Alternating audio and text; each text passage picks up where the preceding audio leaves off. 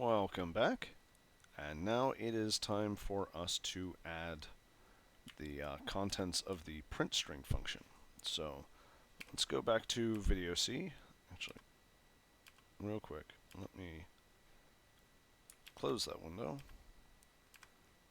There we go. Alright, so this is going to require not just modifying this function, but we're going to have to write another function, which also means we're going to want to open video.h,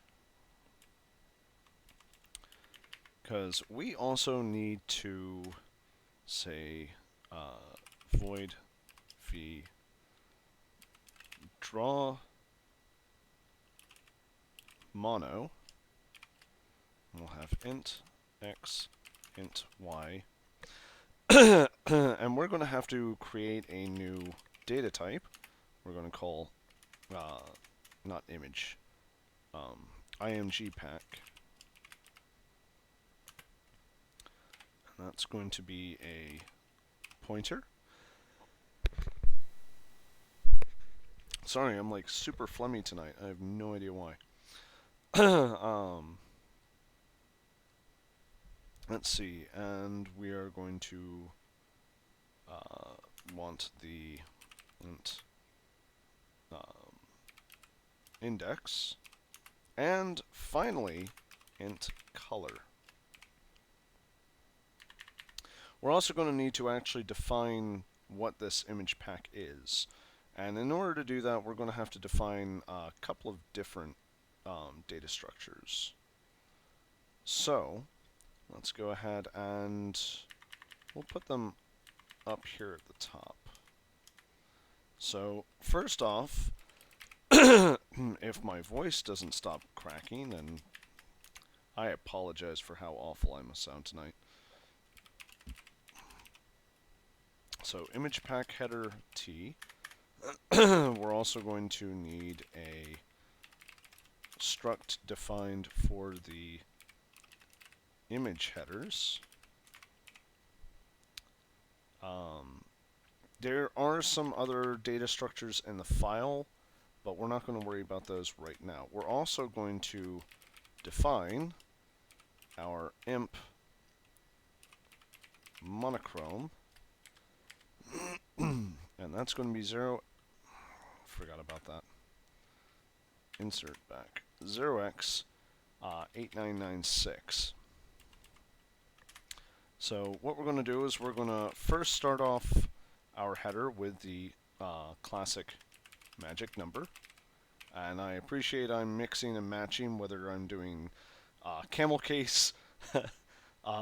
What's the other name for it where even the first letter is capitalized? Anyways, between that and all lowercase, because I'm an absolute monster. So we're going to have, we'll make it consistent within the data structure, even if I'm not consistent across data structures. Image count. Oh, I missed one. Unsigned char sequence. We'll just call it seq count. Keep the character width small. And then this was something that I added way back when, just to keep alignment of the data structure, because on some systems, in some environments, that will matter. Pal offset unsigned long int sequence offset unsigned long int image offset. And actually that's images. Alright. Then we're going to come down here. We're going to say unsigned long int offset. Unsigned short width and height. And then this is a normal short. Origin X, origin Y, if I can type. Short hotspot X and hotspot Y. And I'm sure anyone else who grew up using click and play will absolutely recognize that, because I have been using that for sprites pretty much ever since I first started using click and play.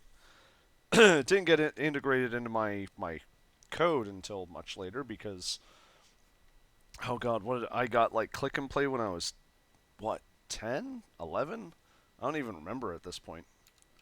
But we'll say image pack T. Was that it, or was it just IMG? No, it's IMG pack. Okay. IMG pack. So let's do image pack header T star header, and then image header T star. We'll keep it short, images. Okay. And so basically what we're going to, and we are going to have to add one other function, which is int load, or let's do v load imp for image pack. And we are going to give it a image pack object. Well, I say object, it's a struct. That matters to people who actually work in modern C++, which I refuse to, because every time I look at modern object-oriented programming practices in C++, what are we up to? C++ 11? I just shake my head and finally just go, I'm going to go back to working in assembly because it makes more sense. Anyways, so then we have our file name. I'm actually also going to just do a quick, let's put it here. We'll call it type. Actually, I'm going to call it bits per pixel. Alright. And so, draw mono and print string are going to interact with one another. You will be able to call draw mono on its own. Print string will call draw mono for every character within the imp, because that's how we're storing our font, is in an image file. And so let's go ahead and save that, and then switch over to here we go. Nope. So what we're going to do with print string is we're first going, how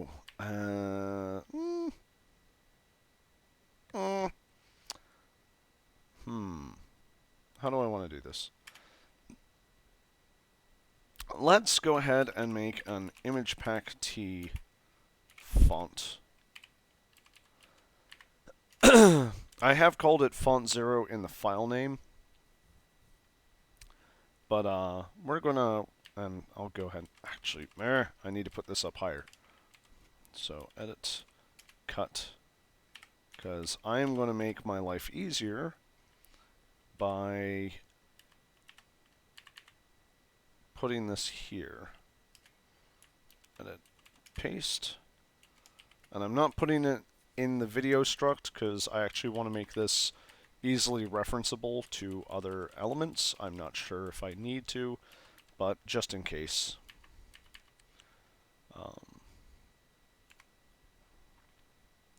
So that's load imp, edit, copy, and then say set video mode, load imp, or ampersand font. We'll call it font0.dat because that's the name of the file. So that should,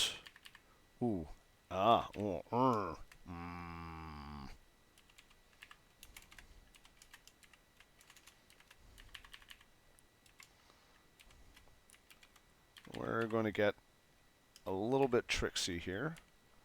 Let's say edit, paste.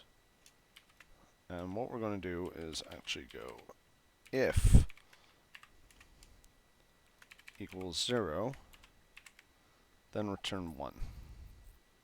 Oh, wait, I'm doing this wrong. I'm being stupid. Ah. Oh, fuck, I forgot. Yep, no, come back. Come back. So, edit. I want to do this before I set the video mode. Okay, so if edit paste, because if this function fails, then we don't care.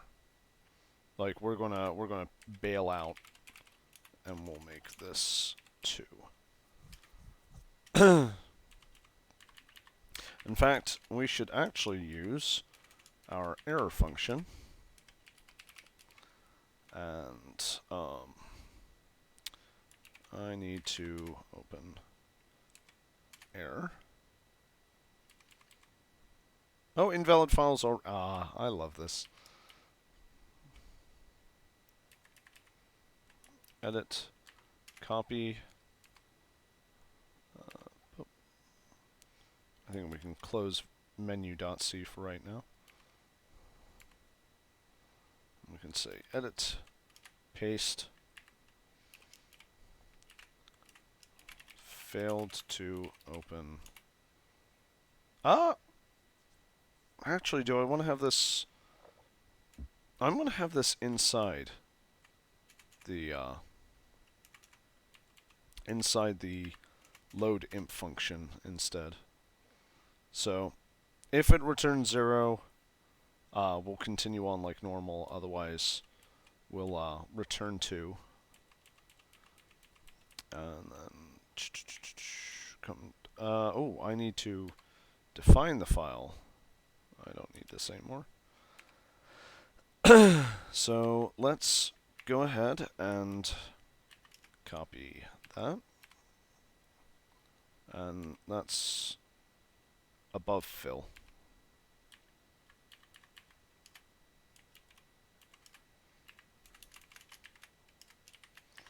Alright. So the first thing we're going to do is we're going to just check to make sure that imp doesn't equal null. And if it does, we're going to return 1. And just so that we have our end state, we'll have that. And I'll go ahead and put an error message. Error. Oh, we will need to define some new error codes. So let's go ahead and say invalid file. Oh, invalid file. That's not the same as file not found. So how about we do define error file not found 0x00, and we'll make that 20. Let's see, what else was I going to need? Oh, and define error null pointer. We'll say that's 0x0030. What? Ah, crap.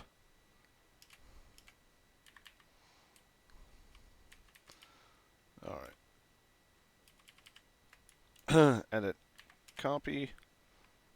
Also file, save. Nope. Come on. There we go. Alright, so edit, paste. And we'll say vload imp.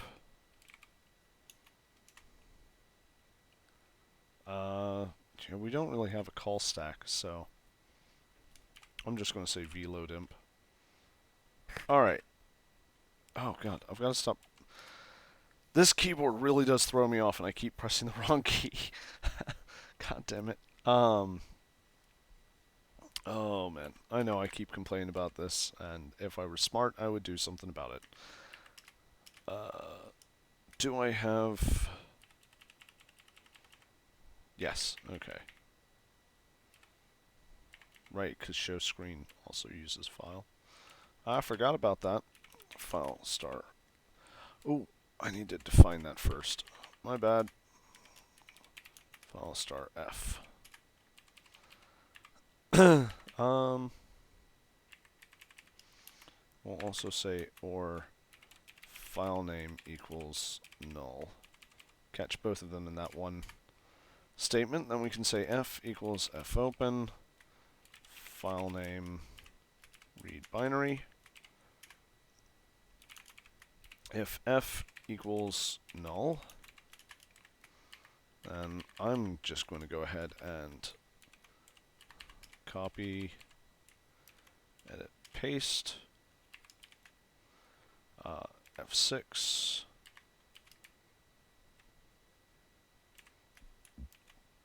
copy,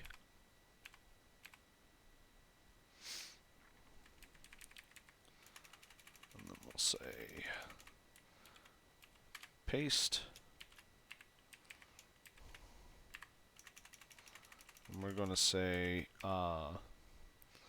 we'll add the file name in here. Could not open %s.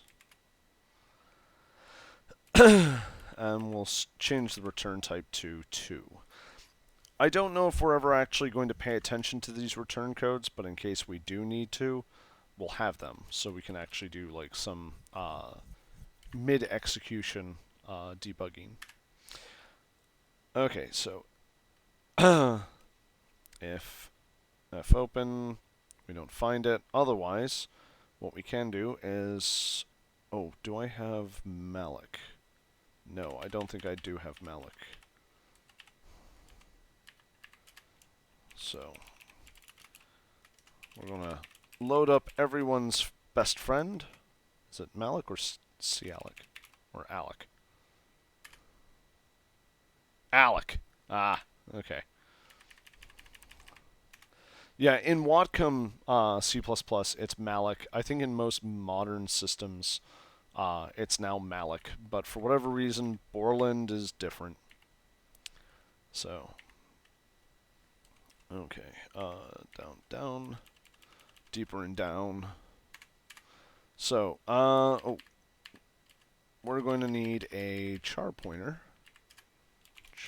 Unsigned char pointer. Star buff. And buff equals unsigned char star malloc. Oh, I need to get the size of the file. That helps. So size t fs for file size. Let me go ahead and knock that up so that it's right next to the file pointer. So then we go fseek. Oh god, how does seek work? Is it file first? Yes, file handle first, offset or position. So f seek end 0. Then we say fs equals ftell f, then fseek fseek set, which is the beginning of the file. I don't know why it's set, but that's what it is. Then we pass fs. If buff equals null, we'll say error, and I need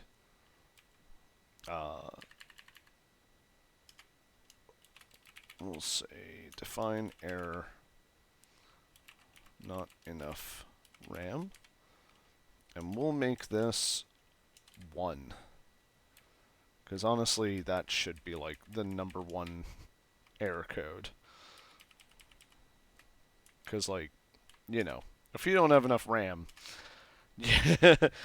everything else kind of becomes moot, doesn't it? So error Paste. Not enough RAM. Insufficient memory. And we'll return 3. Oh, we also want to close our file handle. Otherwise, we can say fread,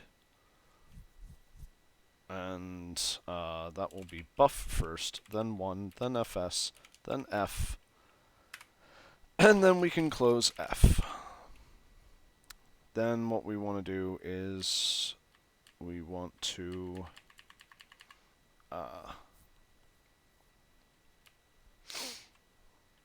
I guess at that point we can actually just say imp header equals image pack header t star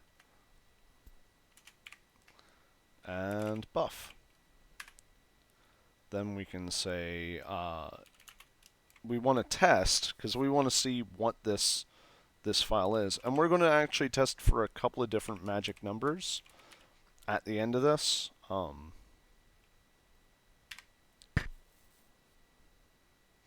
Is that right? Am I doing this right? Yeah. No, it is that. Okay. So magic number equals. I don't think I need. Well, no. We'll keep error open a little bit longer. Okay. There we go. Imp monochrome. Copy. I'm going to say if it equals this, then we're going to do a little bit of a block, and then we're going to say else. And we're going to say imp header equals null. Free buff. And then error F6. And we'll say invalid file. Time that just right. Okay. Paste. We'll say invalid image pack type in %s. And we'll include file name. Alright, and then we'll return 4. Okay, so this is basically the core of what we're doing here. And because we've kind of packaged everything into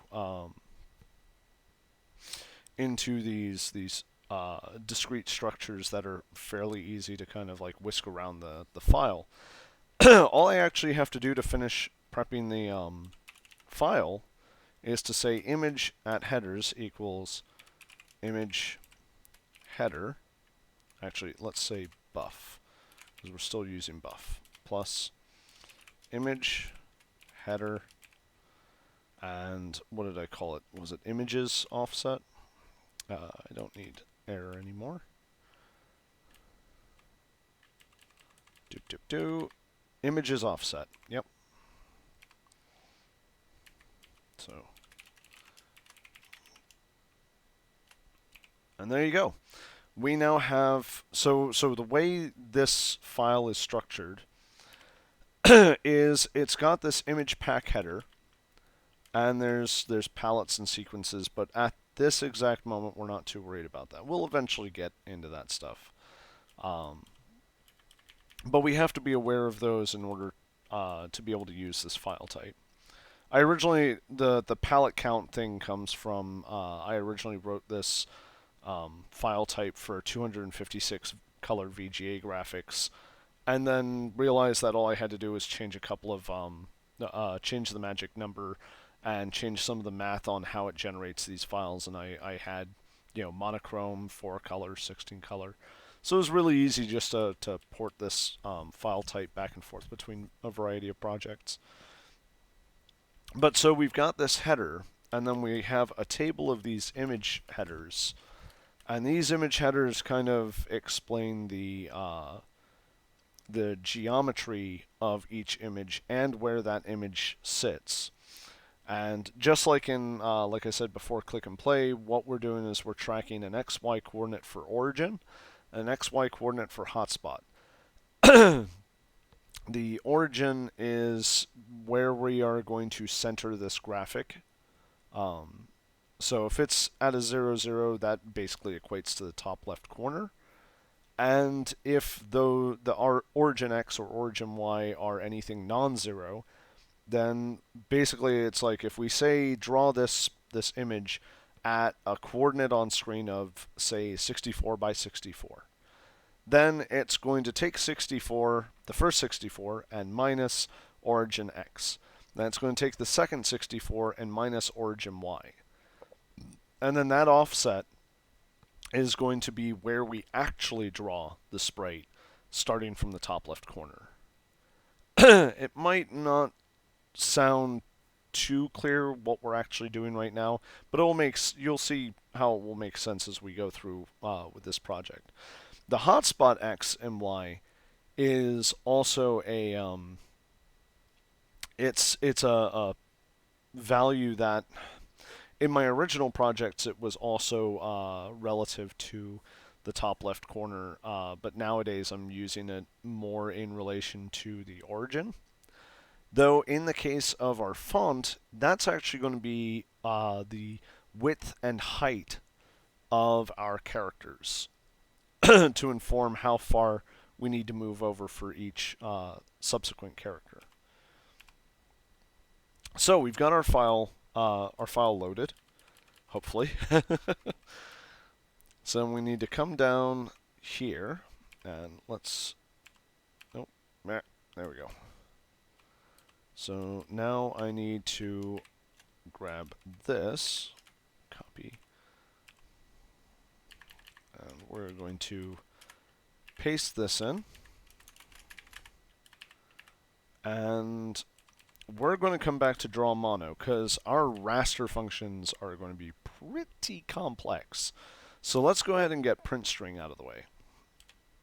So print string is actually fairly easy.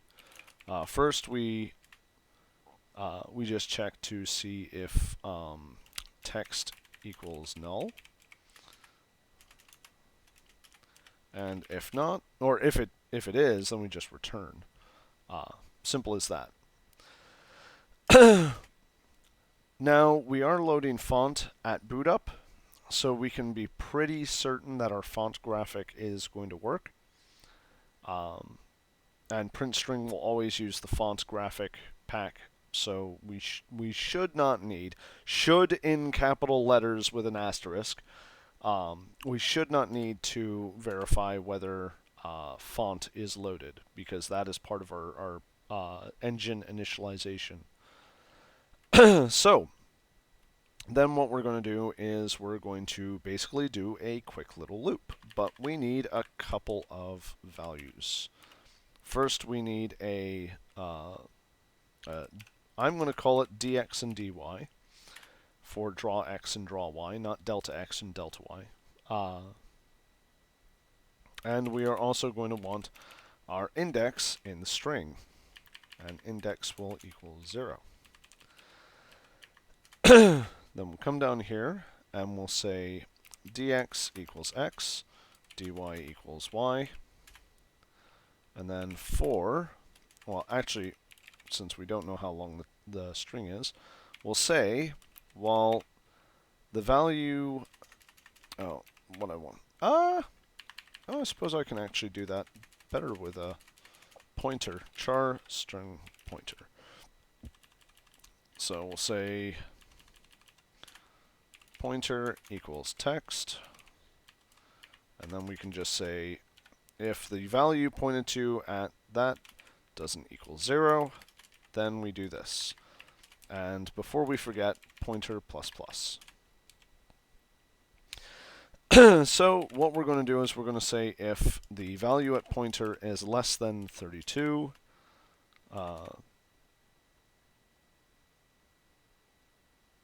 yeah, we'll say if it's less than 32, there's going to be a couple of special characters that we want to handle. Otherwise, what we're going to do is, that's not what I meant to click. What we're going to do is we are going to draw that character. So let's come up here. Hey, that worked. Oh, awesome. I wasn't. I've been avoiding doing that because I wasn't sure if that would actually work. Oh, that makes me so happy. I might have been doing it without realizing it for a little while now. That was a control plus an arrow. I do it a lot on modern systems without thinking about it. On this, because it's DOS, I was like, did they have that? Did they have that back in the 90s? I don't know. I can't remember, and I've been like reluctant to try, and then I wasn't thinking, so I tried, and now I'm happy. Um, so yeah, then we need font. Oh. I should have an int color here. That's my bad. So color is going to want to and equal 0x0f color or equal color bit shifted 4. Yeah, we'll leave it as an int. Okay, so draw x, and we're going to say font using the ampersand because we need the address of it. Then we need we actually need start pointer minus 32. That way the white space character will be character 0, which is how the actual image pack file is packed. And then we will pass color. Then what we'll do is we'll say dx plus equal font 0.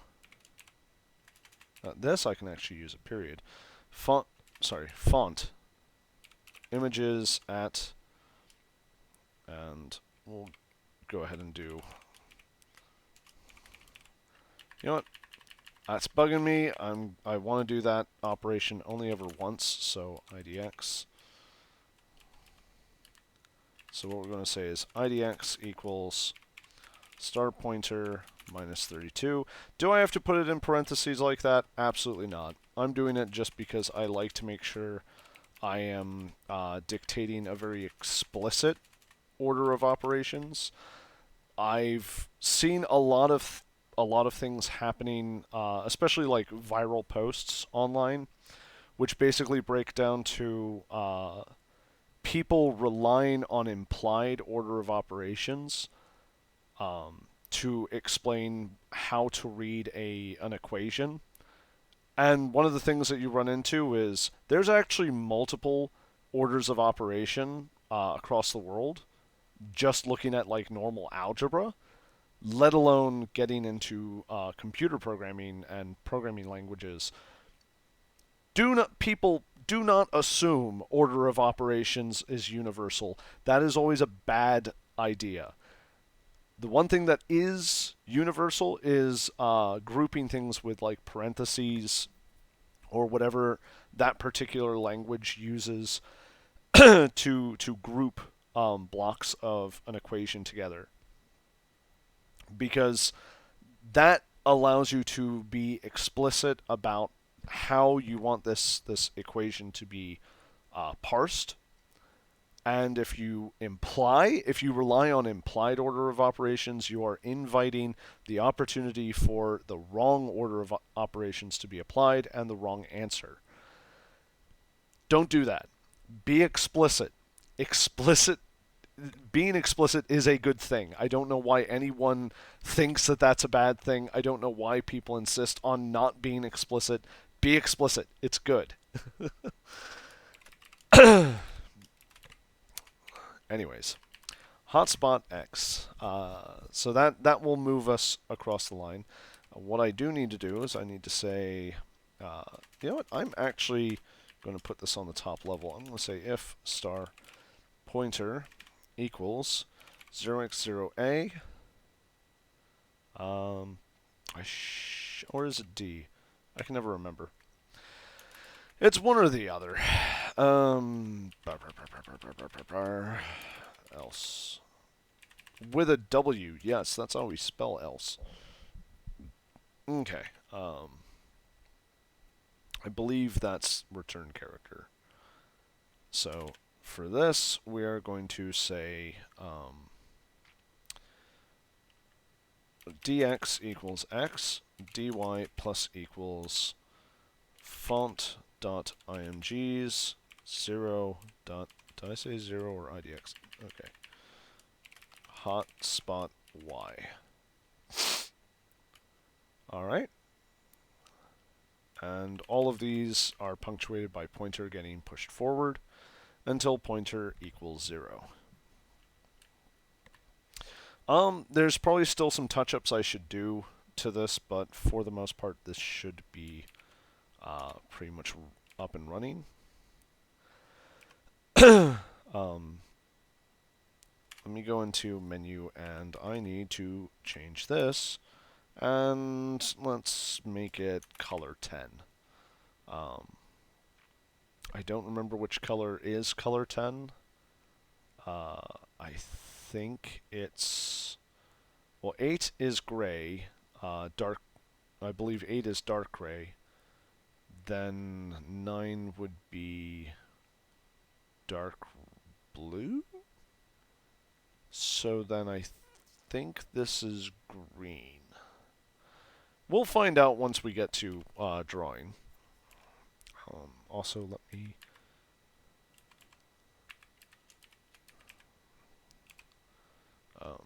int color. Save all, just to make sure. I can close that. Okay, so we've got our print string function programmed. So now we need to go through the arduous task of rastering. I'm probably misusing that word. I can never remember the specific. I think this counts as rastering. I don't know. We're also blitting. There's all sorts of words. They mean things, and I'm too lackadaisical to use them appropriately. So, you know, don't listen to me. Go onto the internet. Find out what these words mean. Don't be me. This is actually going to be a fairly large function, so I'm probably going to cut it here because I'm at closing in on 40 minutes. When we come back, we're going to actually fill out the draw mono